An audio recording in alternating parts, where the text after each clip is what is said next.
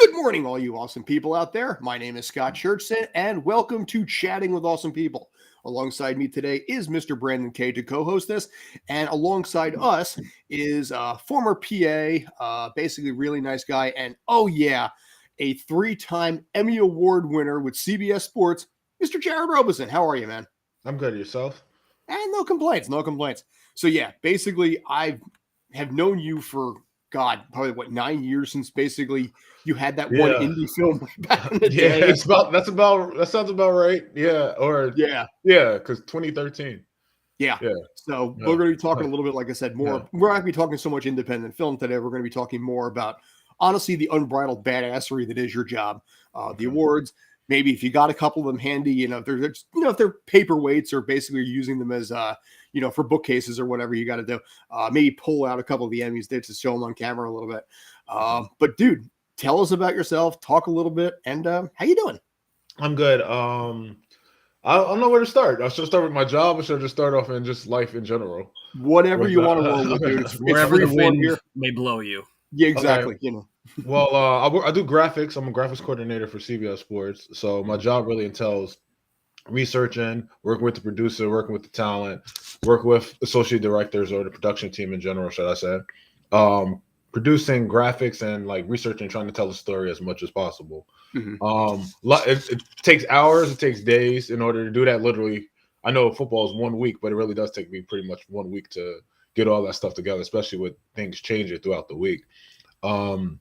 As far as I do also do college basketball. This season was my first year doing the national championship, which I never kind of expected I was going to end up doing because I thought I was going to probably do 1 weekend crew and then I'm done after that. But I did all the way to national championship. It was a great experience. Definitely a difference from a bottom NFL crew to the top basketball crew. See, it's night and day. Differences in, I guess, the accessibility and the amenities and things that you have in comparison to like being with a lower crew. I've been doing it in television overall, like as you know, 9 years, but 5 years with CBS Sports doing this role. And I was at MSG prior and MLB Network prior as well. But I had various roles over there. I was with the Knicks for MSG and mainly more so with Red Bulls. And then at MLB, I actually was a logger, and then I started off in the technical field before I came to CBS. Nice. So, on a scale from 1 to 10, how badass is it? I don't know. I mean, that's a From tough the coolest one. factor when you go out. The coolest factor is when you go out, though. People don't understand how tough the preparation is before you even get there, and then half the time you're tired once you do get there, and then you do still try to find the time to do stuff. So it's not as easy as people think it is. No, especially during a tournament. Tournament, you probably have no life, honestly. Well, that's the problem with that. I mean, like I said, it's so hyper fast. It's one of those things that I think when you're watching, you take it for granted how much goes on behind the scenes. And I was guilty of that too. Before you go into the film industry, before you go into anything like that, you just assume, hey, there it is. But in this case here, there is so much work that's got to be done behind the scenes, so much effort, and it's a full. It's a beyond a full-time commitment. Go ahead. I'm sorry. Well, I'd say college basketball specifically with March Madness because you have, especially the first round is 4 days, boom, boom, boom, and then you have 4 days off, and then the next round is 4, boom, boom, boom. So it's really kind of like you go and say with the NFL, between games is a week. Yes, there's changing things of the week, but it's not so chaotic with the amount of things that are going on in terms of the week with one NFL team in particular. So with college basketball, it goes by so fast. And we were doing it with JD and doing some of these games with Stream Punk, and it was crazy how fast the tournament went. Yeah. No, it's honestly, conference tournaments is worse than the NCAA tournament because you actually prepare for like 10 teams or whatever amount of teams there are, different scenarios. You don't know who's going to win, obviously. Now, at least with the NCAA, the week coming in, you have these games. Like the first week, we have 4 games, back to back to back to back, 4 games. And then it starts to go 2, 2, 2. It goes 2 all the way up to whoever does the final 4. And that crew does the 2 and then the 1 game for the championship. But, at least you have the whole week to prep for like the NCAA tournament. And then after that, it's based off your 2 teams that won or the teams that won. They play each other. So you kind of already know what you're getting into. You just, obviously you did the game prior. So you might have to add any new graphics. So I think the tournament's easier than the conference tournament because you just don't know which way it's going to go. Yeah, and especially when you have a St. Peter's that throws their hat and just completely throws a monkey wrench into the whole thing. Exactly. It's such a merry-go-round of chaos. Yeah, and also thinking about graphics for halftime and then the game. That's probably actually I think that might be the toughest. And like you guys probably wouldn't know this, but like tournament summary is sponsored stuff, and you got to figure out 3 notes for the tournament, and sometimes it's just nothing, and you gotta figure it out. Like it's not easy to come up with 3 notes. People think it's easy, but I mean, sometimes it's easy depending on how it went, but sometimes it can be really difficult too. And in your case, you have such a time crunch deadline. Yeah, that it's absolute unbridled stress because even in the middle of the game, you have to make adjustments. You got to do all these kind of things. And knowing that broadcasters, Iron Eagle or whoever it's going to be, is sitting there waiting for whatever it is. And anything that looks south, anything that has an issue of any sort, anything that goes south, you got millions of people to see that glitch. Whether it's you or anybody else, they will notice that, and then Twitter lights up. Exactly. Oh yeah, exactly. 100%. Yeah, you're definitely telling the truth on that. Like, honestly, I found it was tough for like halftime fonts and end of game fonts. Depending on the situation, but like you could go with the basic font at halftime and then just change it depending on how the game goes. Like it depends. Like that's why you have people there to help you. And then of course, obviously you got to match the hex a lot of times too. The font, the hex combination. You got to look that up quick. A lot of the editing that I end up doing does not have a third, it doesn't even have 1% of the stress that you've got on your side. And I know how agitated I get. Yeah, it's kind of, it gets a little stressful. I mean, regular season's fine, but that is a little different. A lot more sponsor elements too to deal with. So, but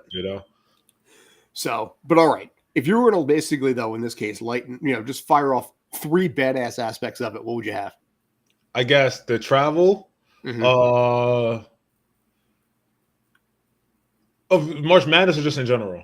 Just in general. Oh, just I actually kind of like I like the atmosphere. I like the atmosphere of the college students. That's one thing I gotta admit, because like right after the game is over, whoever won, you see the band in the middle of the hallway, and likely you're right there seeing like the team celebrating. I like that part of it. NFL, I'm trying to think. NFL wise NFL is a little bit different. It's a little bit more strict, but I guess just being on national television, like doing a national football game. I mean, I don't think you can get better than that. Like, sure. Especially when all eyes are on your game, Now in this case, when you're actually watching as a regular person, this is a problem with the industry in general when you start learning stuff. When you're sitting there watching as a person, are you quick to pick out things or you just let it go? Oh, no, I'll pick out everything. It's just sometimes I'm texting my coworker. I'm like, bro, do you just see that? Like, like in the middle of a game, he was like, what? I was like, yo, like something's going on. Like I can tell like when there's like communication error. I can tell when there's like someone messed up. Sometimes I do let it go, but for the most part, I am hawking it. I just sometimes don't say nothing. Like now if it's obvious, then I'll say it. Like like an animation issue, I could tell. Like stuff like that. Like, and I'm like, dang, do you not just see that? Like I see it, but I'm pretty sure someone at home didn't recognize that. But see, that's the thing. Like I said, it's like any performance of any sort. People don't realize, unless you're in the industry, exactly what's happening. But yeah, so in some ways, basically, sports has been a little bit ruined for you because you're watching so much from that perspective. Exactly. But okay, so yeah, you've been through March Madness, like you said. Congratulations, that was the first time. I saw the pics and everything like that. Yeah, thanks. What else have you done besides that? NFL, you said Red Bulls, things like that too. I had so many jobs. It's a lot. I could go all day. I was like PA for NBC at times for horse racing for Kentucky Derby and Preakness. What else? The Chew. Yeah, I was an intern for that. That and Martha Stewart. Yeah, I just did a lot of PA work throughout the industry. I can't even name them all. Like I've done at least probably 15 to 20 places. Like Premier League, lacrosse, rugby. Yeah, a lot of stuff. BET stuff before, MTV. Okay. Name it. Yeah. I was going to say, I was all over the place. I was a freelancer big time before I got to CBS. Like I was all over the place. So like any opportunity that came my direction, I basically took it. And I just can't remember every single place because I was doing it for years. So, a lot of places. That's all I can say. Yeah. Well, like in this case, you look at all the stuff that you've done, you look at all this kind of thing, you've made the typical pretty much transition. You start working your way up bit by bit. You freelance in a lot of places until you ultimately try and latch on to anything. Any crew person will tell you that story. You start picking up here and days varies here and there until you finally get your foot in the door. And now CBS Sports. How long have you been with them? 5 years? 5. It will be 5 in August. Yeah. Very cool. So, yeah. Brandon, by the way, if you got any questions, I was going to say, you're going back to like all these jobs that you're going through. For someone looking to get into this industry or have their first baby steps in this industry, what would you say would be like the biggest piece of advice that you could give them? I would say definitely, if you haven't did it, if they're in college, definitely trying to find internships. LinkedIn is actually a really good source. I know people think it's not, but this is how I got to CBS. LinkedIn is actually a really good source. I would try to reach out to someone in your particular field or whatever company or department you're interested in and try to take it from there. Just hit up multiple people, not just one, because sometimes one person doesn't see it and some people's just not on LinkedIn like that. But definitely reach out. And like I said, if you do an internship, definitely network there, trying to find like the proper person that could possibly help you. Obviously do well in your internship and constantly reach out to someone, because that's what I did too as well. That also helped me. Like, the way I got at CBS is, ironically, even though I freelance all over the place, I didn't really know anyone at CBS. So I reached out to someone on LinkedIn and she was like, oh, your resume is like impeccable. Just know that like during the tournament, this is March 2016, before I got there, 2017. So it was March 2016. And she was like, March, actually, it was March 2017. Sorry, because it was earlier in the year before I got there, 2017. Later, 2017 in August. But March 2017, she was like, "Oh, you're going to be a runner. I know this is not something that you want to do, but like at least get your face in the door. But then there's going to be like an opening for a job in May. I'm like, sure, whatever it takes to get my face known." So I did a runner position, knowing that like that's not really what I wanted to do. But then it was time for me to have the interview, and then people knew who I was, and it made it much more easier. And in this case, I know what a runner is, but in this case, go tell them what that is. Well, basically doing logistical things like, errands, whatever they ask you to do, pretty much. I mean, the coffee guy, drive somebody someplace. Anything. Yeah. So, I mean, that's the sucky part of it. And that's also a PA's life in general. Yeah, exactly. I'm used to it. So it's not like it was really like hurting me. I just needed to get my foot in the door. But that's, like I said, it got you the job, and that's where I think a lot of people struggle a lot in this industry, where they kind of just, they come out of school and automatically expect to land the thing, because that's how a lot of times it's sold to them. It's sold basically, go to school, work, 8 months, 10 months, 12 months, 3 years, whatever it is. And then suddenly you're going to be making 50 grand. No, you're going to be making $10 an hour picking, getting coffee for people that are already walking into the door pissed off. Yeah. And it's this is probably the hardest field to get into. Honestly, it's not, it's not what you know, it's who you know. Like a lot of the time, especially in this field. Honestly, my first job was through someone I knew. It was my HR representative from my former internship that helped me get there. So, he actually put me in contact with production, and then I took it from there. And I was reaching out every month until a job landed, and then they hired me, and then it just came from there. Then it just started trickling from there. Networking at MSG. Then someone at MSG helped me get MLB. And then when I got an MLB, people were giving me other opportunities, and then every time I did something, I made sure I came back with at least 3 to 4 numbers, just in case the other people never responded. Oh my God! You got to take care of that. No, it's not me. I don't know whose it is, but yeah, but I'm gonna do it. If there's a fire and you got to go, please. I just can't hear it. It's probably someone next door because it's so close. But can you hear us? Okay. You want to talk? I hear perfectly fine. Okay. Yes. By the way, that is not in fact his fire alarm. It's a neighbor's. Yes. Just clarify. No worries. Everybody is safe. Exactly. That we know of so far. Yes. They're working on it. Okay. Yeah. It's probably gonna go on for a while because you gotta wait for the fire department to come. We'll deal with whatever. Yeah, but it's fine. You can just ignore it. Yeah, dude, I don't care. So, but as far as like I said, the gopher, if you will, the big thing that you talked about right there was the fact that you said every time you came away with 3 or 4 numbers, and didn't put all your hopes on the one. No expectation, no belief because of whatever resume you have. It's going to get you the next level. Yeah. Exactly. You took it with the attitude of I'm pretty much starting brand new every single day. Yeah, pretty much. That's how you have to take it. That's how you get work opportunities. You always got. I feel you always with everything, whatever event or game or whatever you do, you should always come back with some type of number or email or something to stay in contact. Because people get busy and some people just don't answer, Sure. So this is how it goes. And a lot of times, obviously, it's discouraging because in some ways it's sort of like a sales job, and where you have to sell yourself as a person and as somebody who is beneficial to the company in this case. And as chaotic as it is on their side of the fence and as hardworking it is, they can't always get back to you, or sometimes they're just not in the mood to because they've had a day from hell and they're like, yeah, I'm not touching this right now. Well, that's like me during the season, football season. It's tough for me to respond. I have so many emails and things that like I'm not the best texter around that time of the season. I'm probably better off, I guess, more so Friday night when I actually have to start traveling there, because then like time dwells down, and then I actually have time to go back to look at stuff, or like Saturday after my meetings and things like that. But yeah, it's tough for me during the season to actually be in great contact, at least have like a little conversation for conversation. I could talk, but like we can't go 10 to 15 text messages deep because I'm not going to have the time to do that. There's no offense to anyone. It's just how my phone goes, like, because I got to read your messages plus the other messages. And it's like, oh, now I'm getting overwhelmed. So when you're actually on the flight, that's when you get the opportunity to do it. Yeah. Yeah. Usually when I'm on a flight, chances are I'm pretty much done coming into my flight. For the most part, I'm pretty much done with most of the stuff that I need. It's just more so double checking and anything that needs to be added. Because I do most of the building myself. So that actually helps me. So I don't have to come in Saturday morning in the truck sitting there wondering like, oh, damn, did I get this graphic built? I probably have it built. The only thing I have to do is just double check it or fine tune it. Sure.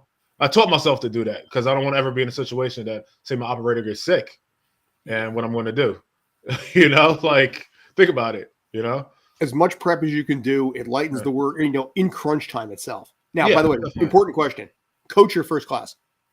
We're coach. But I get first class because I'm 1K sometimes. So sometimes I get upgraded. Okay. All right. Depends. So it does actually happen on occasion. Yeah. Oh, yeah. It happened this year at least 10 times. Like, yeah. So, yeah.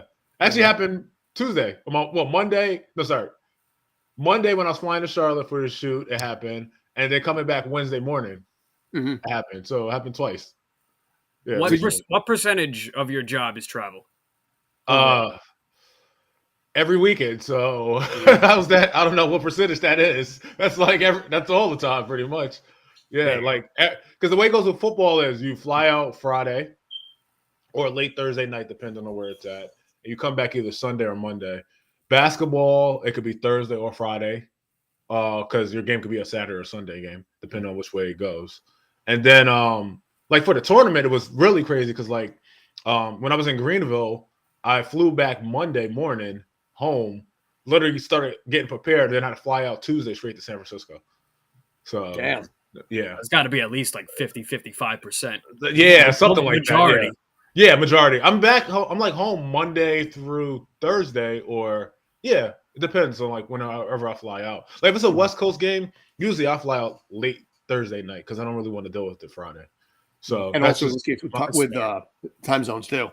Yeah, that's my philosophy. Yeah, exactly. And if like the flight is like, like if it's a West Coast game, I'll fly out Sunday night back because I know I have to do that layover and like, the time difference. But if it's like relatively close, I'm not rushing coming back. I'll come back Monday morning.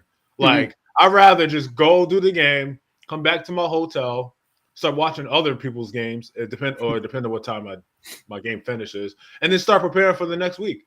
Because then I already have like everything. I'm not rushed to come back. I could fly on my flight. I can still do work. Yeah. I was like, the job is portable, at least to some degree in this case. Yeah. Now, not counting flight, how many hours a week are you pulling in? Like 65, 70. Okay. Yeah, something like that. And then during the tournament, it was like 80 to 100. It's a lot. Yeah. Yeah. Well, it does. I mean, obviously, your advantage is the fact that you're young. You're what, 33, I think? Yeah, 33. Correct. So, you still got a lot of time ahead of you in this case. Yeah. And obviously, the ton of connections that you're making, the sky is literally the freaking limit for you, dude.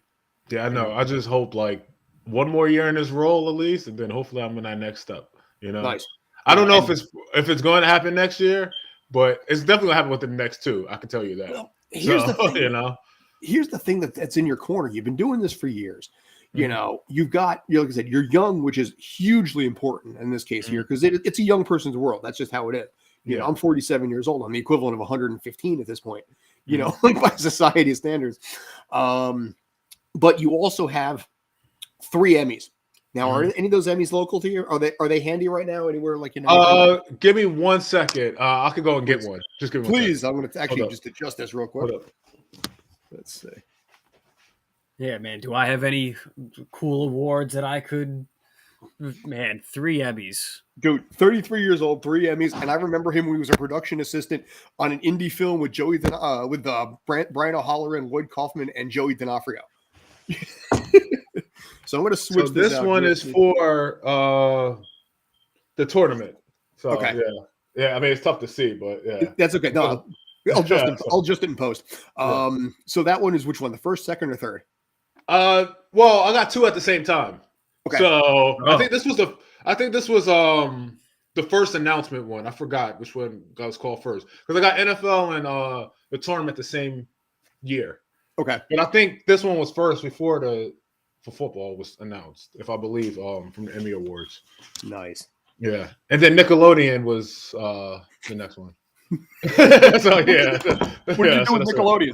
Oh, we did the graphics. You remember for the Bears Saints game? I didn't do it this year, but the Bears Saints game previous one, the first year. Oh, all the slime graphics. And stuff. Exactly. Yeah, I love those. Yeah, exactly. Which was actually probably the best. That was probably my most funnest graphic time of doing something because like it gets you out your element and you become a kid again. Mm-hmm. So it's like it is like a breath of fresh air in that sense. Yeah, exactly. It's like, so if I was a kid, what would I say? Like, popping up favorite ice cream, favorite TV show or whatever it is. Like that's fun, sliming the players and basically all the emojis over the face and everything like this. I wish I had slime because ironically my boss is supposed to send me slime soon. So I heard it's actually like food. So you can actually eat it. So I've heard that too. So, yeah. It's like he said keep it refrigerated. After 2 weeks it's done. But he's supposed to send it to me. So whenever I get it, maybe next time. You heard it here. Send him the slimes.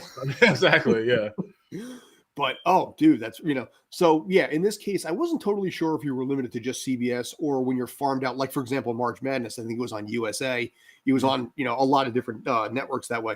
Or TNT, I think too. If you were farmed out as needed to some of the cable networks too. Yeah, I mean, most of the time the way it works in the tournament is even though we're CBS, we're sometimes on Turner. Well, most of the time we are on Turner and True TV. We all work together. Vice versa with their people. They're on.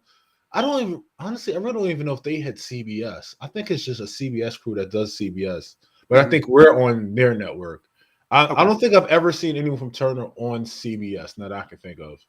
Okay. In the time that I've been doing it, I think the highest they'll get is TNT or TBS, but I don't think they've ever been on CBS. Like it's just we get a list of whatever our games is on, and it's easy to switch over. You just literally press a button, TBS, and then you screamed on TBS or whatever it is, know? So it's not hard. Well, yeah, because once you know the job, it's portable as heck. Yeah, exactly. I just don't think they get to go on CBS if I'm correct. Maybe they do, but I don't pay that much attention to everything. So that's it. Basically, when you need to, you'll slum it on the cable networks. Oh, that part I have no clue. I don't know. I just think their talent isn't known on CBS, so they'd rather have a CBS talent on CBS. You know what I mean? Like when it comes down to it. So I think that. But the good thing is, at least their studio shows are like like Chuck and all those guys. So it's like it's a little different. Like that part is, but as far as the game, I don't think so. Sorry, Brandon. Go ahead. You were going to say something. No, I was going to say when you were saying the overlap, like at a March Madness, if there's overlap, if it's more of a contractual thing, because you're saying Turner is not so much on CBS, but maybe CBS is on Turner and vice versa. Yeah, exactly. Yeah. I don't think they're on it. If I can't recall one time I've ever seen a Turner person on CBS. But that's cool though. Even though I never pay attention to that type of stuff, but now that I start thinking about it, I was like, you know what? Every time it's CBS, it's usually us. Like so yeah. But I mean, in this case, you also know each other. You have a system in place, things like that. So yeah, it's actually tougher for them though, because they have to learn our disc. They're learning from us. Like they have their own disc, obviously, and stuff like that they're aware of. But every year they have to come and learn what to do with us. Like I can imagine how stressful that is. Oh yeah, I mean the viewership is still rare. The live stream reaction is is everything that way. But yeah, if you have to learn a new device, learn new machines, and some kinds even new people too. Yeah, exactly. Well, generally it's their people that's doing it for the most part. They're with their crew. Just the operator might be a CBS operator. That's the only thing. So producers, everything else is generally theirs. Nice. So, any other thoughts, comments, ideas? Either one of you guys. What was the, like in person that you were working on a game? What was the most exciting game that you in person were able to work on? Oh, this year Duke or UNC. You can't get better than that, Like little did I know how big that. I mean, I knew how big the game was, like because I'm a UNC fan, and I couldn't really say that dagger during the game, but whatever. Yeah, I'm a UNC fan, so I'm like, yeah, I'm a Duke guy. Yeah, oh really? Yeah, it's tough because like I know this sounds really weird, but like I was hoping that Duke won because I wanted it to be a feel good story. I would have thought I would have never said that, but I wanted Coach K to go out with a championship, But doing the game, I was like, oh yeah, like this is a big game. Like I don't think it's going to be that big because like I was like, it's going to be on cable because it was on TBS, I believe. If I can't remember which network I switched over to. I think it was TBS, right, or TNT, one of the two. And I said, it's going to be on cable. It's not going to be that big. Like, the viewership's going to go down. It's not on CBS. And then little did I know, the next day was the second biggest cable game ever. Like, I was like, what?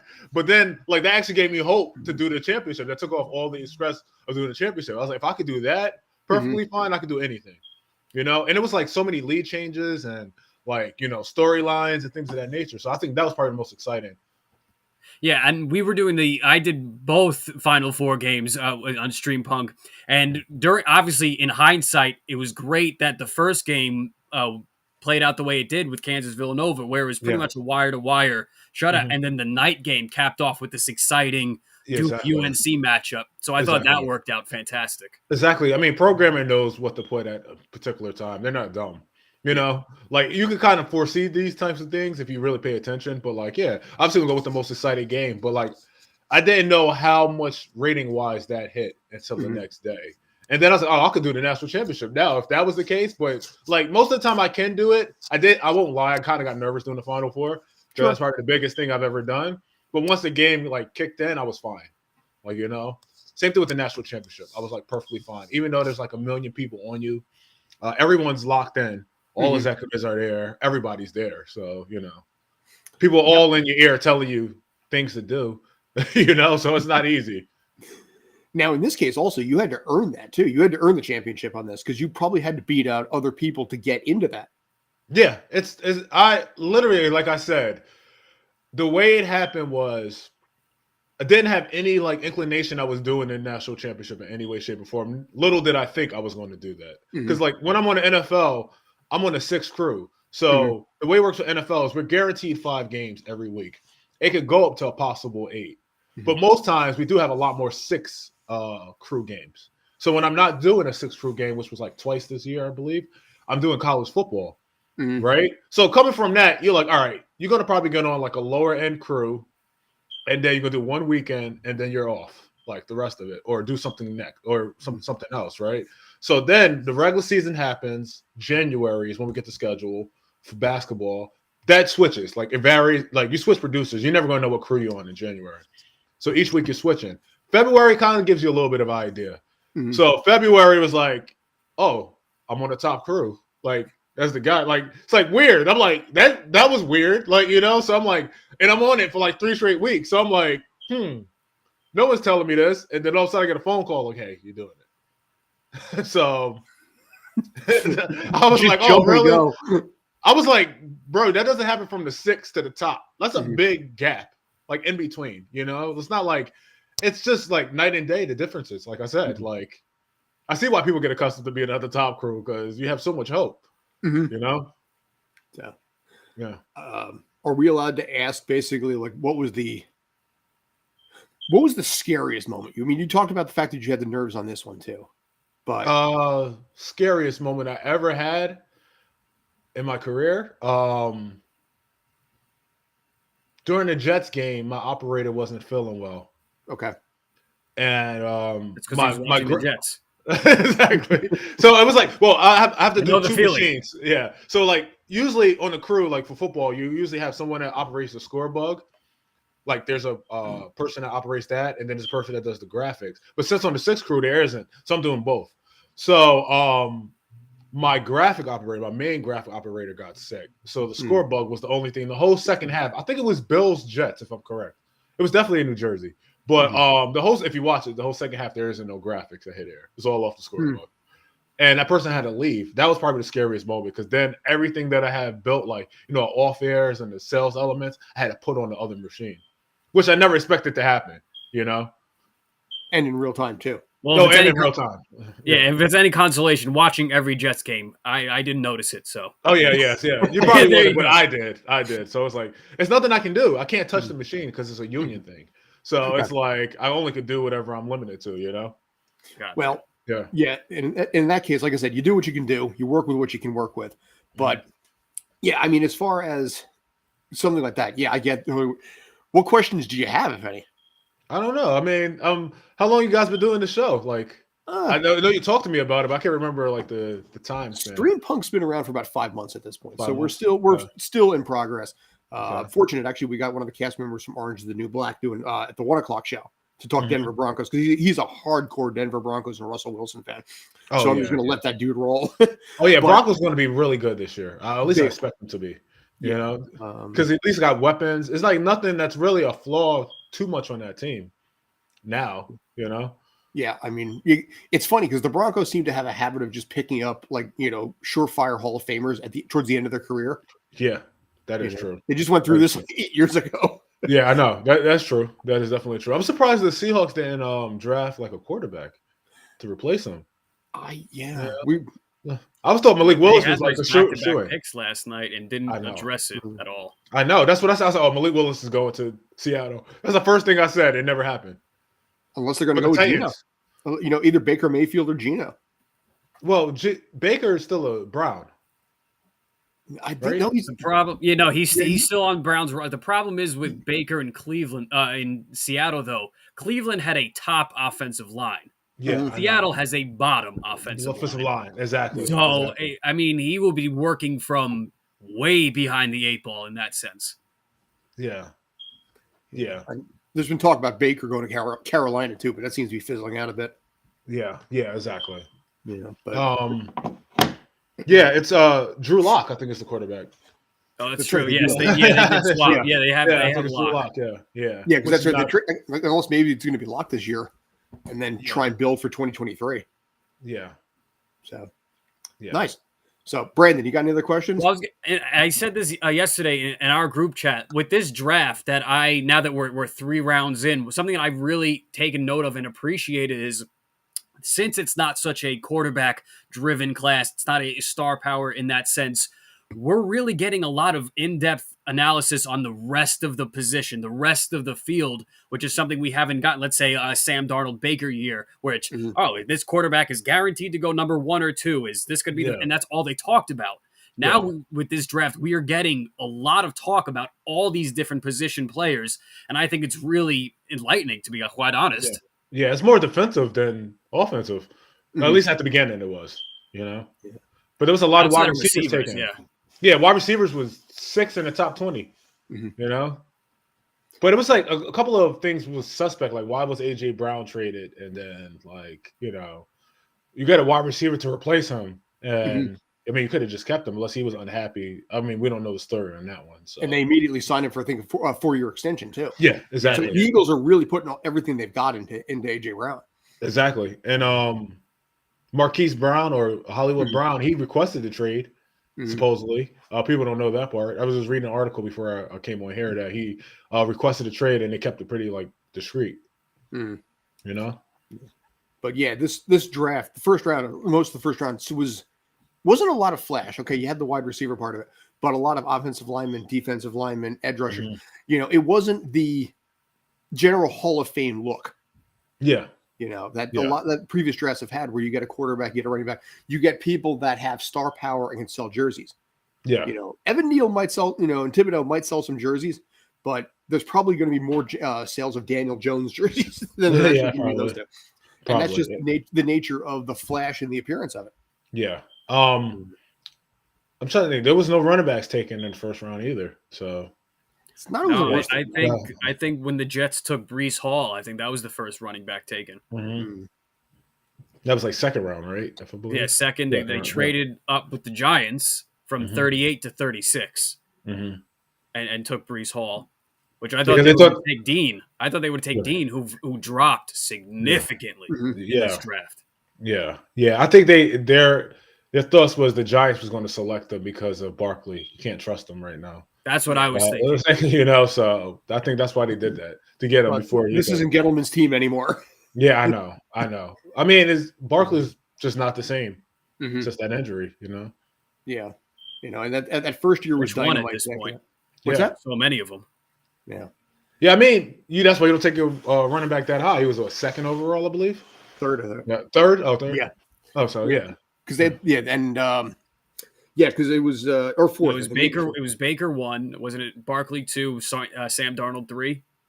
Or was it 3? I think so. 2 or 4? Yeah, you may be right on that. Yeah. But that's you don't pick a running back that early, and obviously they're seeing the results of that. Exactly. So Schoen is doing everything that he can to just wash away what the last 4 years have been for Giant Nation. Yeah. An unsurprising movement. Good. The last 3 top 5 running backs, look at each one of them. It's Barkley, it's Fournette, and Zeke. So look at their careers. Those two are on a downcline. Zeke and Fournette, I mean Barkley too, but still. But Zeke also had off the field issues. Yeah. That Barkley never had. Exactly. So even Fournette, I mean, we've seen Fournette kind of revamp now, with Tampa and turn into a very, very good running back. This is also he was in Jacksonville, so it kind of sucks too. So you got to take that into consideration. Yeah, you got to get out of that's the key. Get out of Jacksonville. Yeah. Well, we were talking about that during the draft too. The fact that because Jacksonville has picked number 1 the last 2 rounds, that if you get selected by Jacksonville, you kind of like kicking yourself a little bit and being like, I wish I'd gone to a better team. You have somebody who could have been drafted, 15, 20 that goes to a much better team. Yeah. I mean, I don't know. I feel like, maybe in a draft like this where there's a lot of mystery of who's going to be at the top and stuff like that.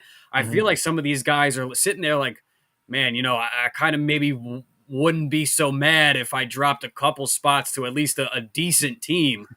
I mean, at this point, like the flash of being I don't think it's going to matter in this draft class. I think it's just going to be who's making impact.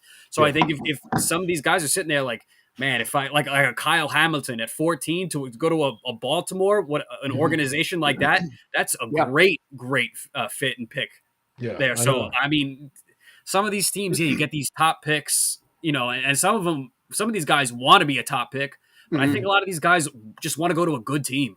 Exactly. You might, with the higher round pick, you may get the Subway commercial or, at home with Baker Mayfield, which is going to be something totally different this year, I'd imagine.